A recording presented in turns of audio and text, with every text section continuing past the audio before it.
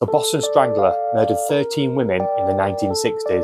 Between June 1962 and January 1964, 13 single women aged between 19 and 85 were murdered in Boston and the surrounding area.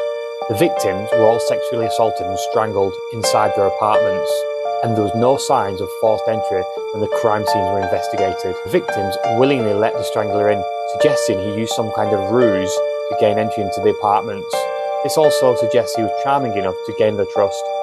The first victim was Anna Sleezers, who was 55 years old at the time of her murder. She was found strangled in her apartment on June the 14th, 1962.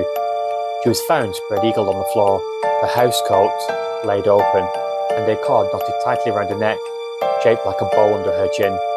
She was also sexually assaulted with an object. Over the next year and a half, another 12 women would die at the hands of the strangler. The last victim was Mary Sullivan. She was raped and strangled and found in her apartment on January 4th, 1964. 3 ligatures were wrapped around her neck, a broom handle was inserted into her vagina, and a Happy New Year's card, written by the strangler, left against her left foot. Some police officers thought that one man was responsible. However, others hypothesized that there was multiple strangulers operating in Boston at that time. In the end, 33-year-old Albert DeSalvo was arrested for the Green Man rapes. In a deal struck up with his lawyer, F. Lee Bailey, Albert DeSalvo agreed to admit to the Boston stranglings, but he would not be charged for these.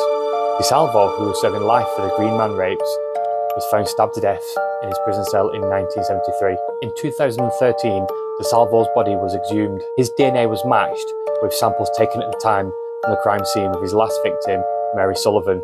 This proved that he was undoubtedly the Boston Strangler, thus closing the final chapter of this story.